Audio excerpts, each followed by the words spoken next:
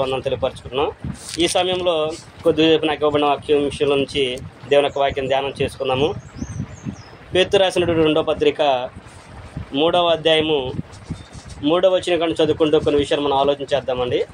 పేతురు రాసిన 2వ పత్రిక 3వ అధ్యాయము 3వ వచనం కాడి నుంచి కనుక మనం చదువుకున్నట్లయితే అక్కడ పేతురు గారు అంటున్నాడు, అంత్య దినములలో అపహాస్యకులు అపహసించు వచ్చి తమ స్వకీయ దురాశల చొప్పున నడుచుకొనొచ్చు. ఆయన రాకడను గురించిన వాగ్దానం ఏమాయను పేతురు నిద్రించినది మొదలుకొని సమస్తమును సృష్టి ఆరంభమునట్టే నిలిచి ఉన్నదే అని చెప్పుదని మొదట మీరు తెలుసుకొనవలెను. ఇక్కడ దీనికి మనం పెట్టుకునే పాఠ్యాంశం పేరునంటే అపహాస్యకులు. మనం ఎక్కడికి వెళ్ళినా కానీ ఏ పని చేసినా కానీ అపహాస్యకులు అనేవాళ్ళు ఉంటూనే ఉంటారు. మనం ఏ పని చేసినా ఎక్కడున్నా ఎంత మంచి పని అయినా కానీ అందరూ మెచ్చుకున్న ఎవరో ఒకళ్ళు ఉంటూనే ఉంటారు అపహాస్యకులు అనేవాళ్ళు. ఇక్కడ కూడా పేతురు గారు అదే విషయాన్ని జ్ఞాపకం చేస్తూ అపహాస్యకుల గురించి చెబుతూ అపహాస్యకులు అంటున్నారంట, అంత్య దినముల్లో యేసుక్రీస్తు గురించిన రాకడ ఏమయ్యింది, భూమి పుట్టిన మొదలుకొని ఇప్పటివరకు అది అలాగే ఉంది కదా, మరి మీరు చెప్పేదంతా ఏమైంది అని చెప్పేసి అపహసిస్తూ వస్తున్నారు అనే విషయాన్ని గురించి ఇక్కడ ఆయన తెలియపరుస్తూ ఉన్నాడు. అంటే అపహాస్యకులు అపహసించినంత మాత్రాన ప్రభు తన రాకడిని ముందు తీసుకొచ్చేస్తాడా లేదా తన రాకడిని ఆలోచన చేస్తాడా అనేది మనం ఆలోచన చేయాలి. అంటే ఇప్పుడు అపహాస్యకులు అనేవాళ్ళు ప్రతి విషయంలో అపహసిస్తారు. మన ప్రార్థనకి వెళ్ళేటప్పుడు అపహసిస్తూ ఉంటారు, నేర్చుకునేటప్పుడు అంటారు ఈ వయసులో ఏం నేర్చుకుంటారు వెళ్ళి అని అంటారు. చిన్నపిల్లలు అనుకోండి ఈ వయసులో నేర్చుకుంటారా మీరు అని అంటారు. పెళ్ళైన వాళ్ళు నేర్చుకున్నారు అనుకోండి వాళ్ళని ఏమంటారు, పెళ్ళయి ఇప్పుడు నేర్చుకుని నువ్వేం చేస్తావు, ఇప్పుడు చేసిన పని అయితే నువ్వు నేర్చుకుని ఏం చేస్తావు అని అంటూనే ఉంటారు. అంటే ఏ పని చేసినా ఏది మొదలు పెట్టినప్పుడు కానీ అపహాస్యమైన వాళ్ళు సహజంగానే ఉంటూ ఉంటారు. ఇక్కడ కూడా వాళ్ళు అపహసించినప్పుడు పేతురు గారు వాళ్ళ గురించి వాళ్ళు ఎవరైతే అపహసిస్తున్నారో వాళ్ళకి క్రైస్తవులంగా ఉన్న మనం కూడా మంచి ధీటైన సమాధానాన్ని చెప్పాలి. అది దేవుడు కూడా కోరుకుంటున్నాడు. అదే విషయాన్ని పేతురు గారు కూడా వారికి జ్ఞాపకం చేశాడు. ఇదే పేతురు పత్రికలో 2వ అధ్యాయం 5వ వచనం గురించి మనం చదువుకుంటే ఆయన ఒకసారి జ్ఞాపకం చేస్తూ ఉన్నాడు. మీరు ఒకసారి జ్ఞాపకం చేసుకోండి అని అన్నాడు. ఏమన్నాడు? 5వ వచనం గురించి చదువుకుంటే 2వ అధ్యాయం 5వ వచనము, మరియు ఆయన పూర్వకాలం ముందున్న లోకమును విడిచిపెట్టక భక్తిహీనుల సమూహం మీదకి జలప్రళయమును రప్పించినప్పుడు నీతిని ప్రకటించిన నోవాహును మరియు 7గురిని కాపాడెను. ఇలాగే అపహాస్యకులు అపహసించారు ఒక సందర్భంలో. ఎప్పుడు? పూర్వ పితృయుగంలోనే నోవా గారిని దేవుడు వాడకట్టమన్నప్పుడు నోవా గారు వాడకడుతూ ఉన్నప్పుడు ఆయన వాడకట్టే సందర్భంలో అనేక మందికి అయా దేవుడు జలప్రళయం రప్పిస్తానన్నాడు కనుక మీరందరూ కూడా మారు మనసు పొందండి, రండి నాకు సహాయం చేయండి, వాడ నిర్మించి మనం అందరం కూడా తప్పించుకుందాం రండి అని చెప్పినప్పుడు చాలామంది ఆయన్ని ఎగతాళి చేసినట్లుగా హేళన చేసినట్లుగా మనము చూడగలము. ఆనాడు నోవా గారు కూడా 120 సంవత్సరాలు కట్టారని చెప్పి ఉంటుంది చరిత్ర. నోవాహు వాడని 120 సంవత్సరాలు కట్టినట్లుగా మనం చూడగలము. ఆ 120 సంవత్సరాలు కూడా నోవా గారు ఎంతమందికి వారికి ప్రకటించుంటాడు, కానీ ఒక్కళ్ళు కూడా మార్పు చెందలేదు. అంటే జనాలందరూ ఉన్నారు కాబట్టి అంతమందిని నాశనం చేయడం నాకు ఎందుకు అని చెప్పేసి దేవుడు ఏమన్నా సమయాన్ని పొడిగించాడా? వాళ్ళందరూ మారలేదు కదా, ఇంకో 1 సంవత్సరాలు పొడిగించాడా జలప్రళయం రప్పించడానికి? దేవుడు అనుకున్న సమయానికి ఆయన జలప్రళయాన్ని రప్పించాడు. ఈనాడు కూడా అపహాసులు ఎంత అపహసించినప్పటికీ కూడా దేవుని యొక్క వాక్యం ఏం తెలియపరుస్తుందంటే నీతిమంతుడైన వాడిని ఇంకా నీతిమంతుడిగా ఉండనేమో, దుర్మార్గం చేసేవాడిని ఇంకా దుర్మార్గం చేస్తూ ఉండేమో, నేను త్వరగా వస్తున్నాను, వానికి జీతం నేను సిద్ధం చేసి ఉంచాను. ఎవరో అపహసించారనో ఎవరో గద్దించారనో మనం దేవుని గురించి చిన్నతనం చేసుకోవడానికి మనం మానడానికి అవకాశం అనేది లేదు. అపహసించి మాత్రాన మనము దిగులు పడాల్సిన అవసరం కూడా లేదు అనేది ఇక్కడ మనకు ఆయన జ్ఞాపకం చేస్తున్నాడు. కనుక అపహాస్యకులు అనేవాళ్ళు అనేక సందర్భాల్లో ఉంటూ ఉంటారు, అనేక విధాలుగా మనల్ని అపహసిస్తూనే ఉంటారు. కనుక మనము కూడా చాలా జాగ్రత్త కలిగి మనము దేవుని యొక్క వాక్యానికి లోబడేవారిగా, దేవుని యొక్క వాక్యానికి ప్రాధాన్యత ఇచ్చేవాళ్ళుగా, మనము చిన్నలమైన పెద్దలమైన చిన్నదైనా పెద్దదైనా దేవుని యొక్క వాక్యం సమయానికి వచ్చి నేర్చుకున్నట్లయితే అది మనకు ఉపయోగపడుతుంది అనేది ఇక్కడ మనం ఆలోచించాలి. ఆనాడు నోవా గారు జలప్రళయానికి రప్పించక మునుపు అనేక మంది దేవుని యొక్క వాక్యానికి లోబడలేదు. కానీ అన్ని లక్షల మందిలో ఎంతమంది రక్షించబడ్డారంట? ఓన్లీ నోవాహు తన కుటుంబం మటుకే 8 మంది మాత్రమే రక్షింపబడ్డారు. లక్షల మంది ఉంటారు. కానీ ఎంతమంది? 8 మందే రక్షింపడ్డారు. మరి 8 మంది కదా ఉన్నది, వీళ్ళందరూ నాశనం అవ్వడం ఎందుకని చెప్పేసి దేవుడు ఆలోచన చేశాడా? ఆయన ఎప్పుడు కూడా తన వాగ్దానం గురించి ఆలోచించాడు. కనుక మన జీవితాల్లో కూడా దేవుడు మనకి ఇచ్చిన సమయాన్ని వినియోగించుకొని మనం ఆ ప్రకారంగా దేవుని వాక్యానుసారంగా మనం జీవించి నడుచుకోవాలనేది అక్కడ తెలియపరుస్తుంది. 6-7 వచనం కనుక మనం చదువుకున్నట్లయితే 5వ వచనం నుంచి మనం చదువుకున్నామండి. పేతురు రాసిన 2వ పత్రిక 3వ అధ్యాయము 3-4 వచనం చదువుకున్నాము. 5-6 వచనం కూడా చదువుకున్నాం. ఏలయనగా పూర్వం నుండి ఆకాశం ఉండేననియు, నీళ్ళలో నుండి నీళ్ళ వలన సృజింపబడిన భూమియు దేవుని వాక్యం వలన కలిగిననియు వారు బుద్ధిపూర్వకంగా బరుతురు. ఆ నీళ్ల వలన అప్పుడున్న లోకము నీటి వరదలో మునిగి నశించెను. అయితే ఇప్పుడున్న ఆకాశమును భూమియు భక్తిహీనుల తీర్పును నాశనము జరుగు దినం వరకు అగ్ని కొరకు నిలువ చేయబడినవై అదే వాక్యం వలన భద్రం చేయబడి ఉన్నది. అంటే దేవుని యొక్క వాక్యానికి, దేవుని యొక్క మాటకు ఎవరైతే లోబడరో వారి కొరకు ఏం భద్రం చేయబడిందంట? అగ్ని భద్రం చేయబడి ఉన్నది. ఆల్రెడీ నోవహు కాలంలో భక్తిహీనుల మీదకి ఏమో రప్పించాడు? జలప్రళయాన్ని రప్పించాడు. అలాగే సొదొమ గొమొర్రా పట్టణాలను కూడా దేవుడు దేవుని ద్వారా నాశనం చేశాడు, అగ్ని వల్లనే నాశనం చేశాడు. సొదొమ గొమొర్రా పట్టణం అంటే ఎంతమంది ఉంటారు? సుమారుగా లక్షల మందే ఉంటారు పట్టణంలో. కానీ దేవుడు ఆ 1,00,000 మందిని అందరిని నాశనం చేయడానికి, ఇంతమంది నాశనం చేయడం ఎందుకు? కొద్ది సమయం ఇద్దాము, మారుమనసు పొందారని చెప్పేసి వారిని విడిపించి ఆగాడు. ఆయన అనుకున్న సమయానికి వాడిని ఆ పట్టణాన్ని నాశనం చేశాడు. అక్కడ నీతిమంతులు కనబడిన కుటుంబము లోతు కుటుంబం. కాబట్టి లోతు కుటుంబాన్ని ఆ పట్టణంలో నుంచి ఆయన వెలుపలు తీసుకొచ్చి సొదొమ గొమొర్రా పట్టణాన్ని అగ్ని చేత నాశనం చేశాడు. ఇప్పుడు కూడా అంటున్నాడు, ఎవరైతే భక్తిహీనులు ఉన్నారో, ఎవరైతే దేవునికి లోబడిన వారు ఉన్నారో, ఎవరైతే దేవుని అపహసించేవారు ఉన్నారో, దేవుని పిల్లలను బాధ పెట్టేవారు ఉన్నారో వాళ్ళందరి కొరకు కూడా దేవుడు అగ్నిని మరలా భద్రం చేసి ఉంచాడు. కనుక జాగ్రత్త అనేది మనకి ప్రాముఖ్యమైనది. దేవుని యొక్క వాక్యం పట్ల శ్రద్ధ కలిగి జాగ్రత్త తీసుకోవాల్సిన అవసరం మనకి ఉంది. అపహాస్యకులు అనేవాళ్ళు అనేక సందర్భాల్లో మనం ఎన్నిసార్లు చెప్పుకున్నా కానీ అది ఎప్పుడు ఉంటూనే ఉంటుంది.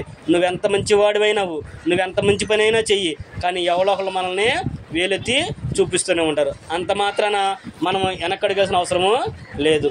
ఈ రోజున ఈ సందర్భంలో మీకు ఈ ప్రార్థన ఏంటి అనేవాళ్ళు చాలామంది ఉంటూ ఉంటారు. ఇప్పుడు అసలు ఈ సందర్భంలో ప్రార్థన ఏంటి, ఇప్పుడు ఏం క్లాసులు, ఏం లోకం అనేవాళ్ళు అంటూనే ఉంటారు. కానీ దీని దగ్గరకు వచ్చి ఈ క్లాసులు వినియోగించుకొని దేవుని యొక్క వాక్యం నేర్చుకున్న వాళ్ళకి ఆత్మీయ మేలు అనేకమంది దేవుడు ఇస్తానడి ఉన్నాడు. ఏమో ఈ క్లాసుల వల్ల ఎంతమంది మారాలని దేవుడు ఆశించాడో, దేవుని యొక్క ప్రణాళిక ఏమై ఉన్నదో, మనము ఒకటి తలిస్తే దేవుడు ఇంకోటి తలుస్తాడు. మనం ఒకరిని దృష్టిలో పెట్టుకుని దేవుని యొక్క వాక్యం నేర్పించడానికి ప్రయాణించబడితే అక్కడ అనుకోకుండా వచ్చిన సందర్భాల్లో కొంతమంది విని మార్పు పొందిన వాళ్ళు అనేక సందర్భాల్లో ఉంటూ ఉంటారు. మనం చదువుకుంటాము లోకాసు అపోస్తల కార్యములు 16వ అధ్యాయంలో చదువుకుంటే పౌలు శీల కలిసి గవిని ఎదుట ప్రార్థన జరుగుతుంది. అక్కడికి వెళ్ళి వాళ్ళకి వాక్యం చెప్దాం అనుకుని వెళ్తారు వాళ్ళు. కానీ ఆ ప్రాంతంలో అక్కడికి ఎవరు వచ్చారు? లూది అనే స్త్రీ వచ్చింది. వ్యాపారం చేసుకుంటూ ఆమె అక్కడికి వచ్చింది. ఆమె వాక్యం ఉంది, ఆమె మారు మనసు పొందింది, తనతో పాటు తన కుటుంబాన్ని కూడా మార్చుకుంది. కాబట్టి మనము కూడా సమయం దొరికినప్పుడు దేవుని యొక్క వాక్యానికి వినటానికి అవకాశం అనేది ఇవ్వాలి. దేవుడు అందరికీ కూడా ఈ అవకాశాన్ని కలిగించడు. దేవుడు ఏర్పరచుకున్న వారికే ఈ అవకాశం అనేది చాలా అరుదుగా దొరుకుతుంది. ఆయన ఏర్పరచుకున్నాడు కనుక మనం ఉన్నామని ధైర్యంగా ఉండడానికి కూడా అవకాశము లేదు. ఏర్పాటు చేయబడిన తర్వాత ఆ ఏర్పడిన దాంట్లో మన వంతు మనం జాగ్రత్త కలిగి ఉండాలి. ఉంటేనే మనకి అది ప్రయోజనము అనే విషయాన్ని కూడా ఇక్కడ గ్రంథం మనకి తెలియపరుస్తుంది. కాబట్టి మనము కూడా ఎవరో ఏదో అనుకుంటారని, ఎవరో ఏదో ఆలోచన ఏదో చేస్తారనే విషయాన్ని మనం ఎప్పుడు కూడా దృష్టిలో పెట్టుకొని ఇబ్బంది పడడం అనేది సమాజం కాదు. అలాగే 8-9 వచనాలు కూడా మనం చదువుకున్నట్లయితే 8-9 వచనాలు, పేతురు రాసిన 2వ పత్రిక 3వ అధ్యాయము 8-9 వచనాలు. ప్రియులారా, ఒక సంగతి మర్చిపోకుడి, ఏలయనగా ప్రభు దృష్టికి ఒక దినము 1000 సంవత్సరం వలెను, 1000 సంవత్సరములు ఒక దినం వలెను ఉన్నవి. కొందరు ఆలస్యమని ఎంచుకున్నట్లు ప్రభు తన వాగ్దానం గురించి ఆలస్యం చేయవాడు కాడు గాని ఎవడను నశింపవలని ఇచ్చయింపక అందరూ మారు మనసు పొందవాలని కోరుచు మీ ఎడల దీర్ఘశాంతం గలవాడయి ఉన్నాడు. ఎవరి ఎడల? దేవుడు మన ఎడల దీర్ఘశాంతం గలవాడయి ఉన్నాడు. అక్కడ అందుకే అన్నాడు, పవిత్రుగా అన్నాడు, ప్రియులారా మీరు ఒక సంగతి మర్చిపోమాకండి. ఎందుకంటే దేవుని దృష్టికి ఒక దినము 1000 సంవత్సరాలను, 1000 ఒక దినం వలెను ఉన్నది. దేవుని దృష్టిలో అది మనకి లెక్కేయడం అనేది అసము. కనుక మనం ఏం చెయ్యాలి అని అంటున్నాడంటే, మారు మనసును పొంది దేవుని యొక్క దీర్ఘశాంతాన్ని వినియోగించుకొని మారు మనసు అనేది మనం పొందాలి. ఎందుకంటే మారు మనసు పొందకపోతే మనం దేనికి దేవుడు మనల్ని యాక్సెప్ట్ అనేది చేయడు. అందుకని ఆయన దీర్ఘశాంతాన్ని చూపిస్తున్నాడు. సంఖ్యలు మనం లెక్కేసుకోకుండా దేవుడు నాకు ఈరోజు అవకాశం కనుక ఈరోజే ఇది నాకు మంచి సమయం కనుక ఈరోజు నేను మార్పు చెందాలి, రేపు నాది కాదు అనే ఆలోచన ఎప్పుడైతే కలిగి ఉంటామో అప్పుడు మనం మారు మనసు పొంది దేవుని కనుక లోబడినట్లయితే దేవుడు కూడా మనకు సహాయాన్ని అనుగ్రహిస్తాడనే విషయాన్ని జ్ఞాపకం చేస్తున్నాడు. కొందరు ఆలస్యమని ఎందుకుంటున్నారు కానీ ఆయన తన వాగ్దానం గురించి ఆలస్యం చేసేవాడు కాదు. ఎవ్వరు కూడా నశించిపోవడం ఇష్టం లేక మన ఎడల దీర్ఘశాంతం గలవాడయ్యి ఉన్నాడు. ఎంతవరకు దీర్ఘశాంతం కలవాడంటే దేవుడు తను నియమించిన ఒక దినం ఉంది, ఆ దినం వరకు ఆయన దీర్ఘశాంతాన్ని చూపిస్తూనే ఉంటాడు. నోవా గారి ఓడ కట్టడానికి ఎంతైతే సమయం పట్టిందో ఆయనకి దేవునికే తెలుసు. ఆ రోజు వచ్చినప్పుడు లోబడిన వారి మటుకే దేవుడు వారిని తీసుకొని వెళ్ళాడు. రెండోదిగా సొదొమ గొమొర్రా పట్టణంలో కూడా ఏ రోజున దాన్ని నాశనం చేయాలనేది దేవునికి ఒక ప్రణాళిక అనేది ఉంది. ఆ రోజున లోతు కుటుంబం లోబడింది కనుక లోతు కుటుంబాన్ని తీసుకొని దేవుడు వచ్చి ఆ పట్టణాన్ని నాశనం చేశాడు. ఇప్పుడు కూడా ప్రభు తన రాకడ గురించి దేవుడు ఆలోచన చేస్తున్నాడు. అంటే దేవుడు మనకు అవకాశాన్ని వినియోగిస్తున్నాడు. ఆ దేవుడు ప్రభు ఎప్పుడు వస్తాడో మనకు తెలియదు, మనం ఎప్పుడు పోతామో మనకి తెలియదు. కనుక నేడును సమయం ఉండగానే మనం అందరం కూడా మారు మనసు అనేది పొందాలి. మారు మనసు మనం కనుక పొందున్నాం అనుకోండి, అప్పుడు దేవుడు మన కొరకు ఒక పట్టణాన్ని సిద్ధం చేశాడనే విషయాన్ని జ్ఞాపకం చేస్తున్నాడు. ప్రభువారు వచ్చినప్పుడు లేదా మనం చనిపోయిన తర్వాత తీర్పు ఎలాగే జరుగుతుందో జరిగిన తర్వాత మనందరి కొరకు కూడా ఎవరైతే దేవుని యొక్క వాగ్దానం కొరకు ఎదురు చూసి ఆయన కోరుకున్న విధంగా బ్రతికి ఆయన కోరుకున్న విధంగా జీవించి ఆయన ఇష్ట ప్రకారంగా బ్రతికారో వారందరి కొరకు కూడా దేవుడు ఒక పట్టణాన్ని సిద్ధం చేశాడు. ఇదే విషయాన్ని మనకు మరలా జ్ఞాపకం చేస్తున్నాడు. ఎందుకంటే ఈ భూమి దీని వల్ల మొత్తం కూడా ఒక రోజున లయమైపోతుంది. అదే విషయాన్ని 11-12 వచనంలో మనకి జ్ఞాపకం చేస్తున్నాడు. ఇవన్నీ ఇట్లా లయమైపోవును కనుక ఆకాశం రవ్వులుకొని లయమైపోవునట్టు పంచభూతలు మహావేంద్రంతో కరిగిపోనట్టు దేవుని దినపు రాకడ కొరకు కనిపెట్టుచు దానిని ఆశతో ఆపేక్షించు మీరు పరిశుద్ధమైన ప్రవర్తనతోనూ భక్తితోనూ ఎంతో జాగ్రత్త గలవారయ్యి ఉండాలి. మనము మారు మనసు పొందిన తర్వాత దేవునికి లోబడిన తర్వాత మన జీవితము మన భక్తి మన బ్రతుకు ఎలా ఉండాలంటే నీతిగా యథార్థంగా దేవుని మీద ఆధారపడేట్లుగా మనం బ్రతకాలి. ఇవన్నీ ఒక రోజులు ఏమైపోతే వీటి మీద కూడా మీరు మనసు పెట్టుకోమాకని చెప్పి ఇవన్నీ అయిపోయిన తర్వాత మీరు జాగ్రత్తగా ఉన్నట్లయితే కనుక 13వ వచనం ఆయనను ఆయన వాగ్దానం కొట్టి క్రొత్త ఆకాశం కొరకును క్రొత్త భూమి కొరకును కనిపెట్టుచున్నాము, వాటి యందు నీతి నివసించుచున్నాను అనే విషయాన్ని జ్ఞాపకం చేస్తున్నాడు. ప్రభు వచ్చినప్పుడు క్రొత్త ఆకాశం క్రొత్త భూమి ఎలాగైతే వస్తుందో అక్కడ దేవుని యొక్క నీతి నివసిస్తుంది. కనుక మనము కూడా అపహాస్యకులు అంటే అపహాస్యం అనే దాని గురించి ఆలోచన చేస్తున్నాము. అపహాస్యకులు అనేవాళ్ళు అనేక సందర్భాల్లో అనేక విధాలుగా అపహసిస్తూనే ఉంటారు.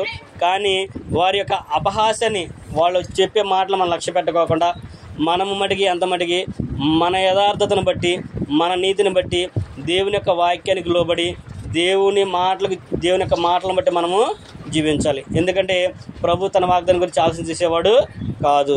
ఆయన ఎప్పుడు వస్తాడో మనకి తెలియదు, మనం ఎప్పుడు పోతామో మనకు తెలియదు.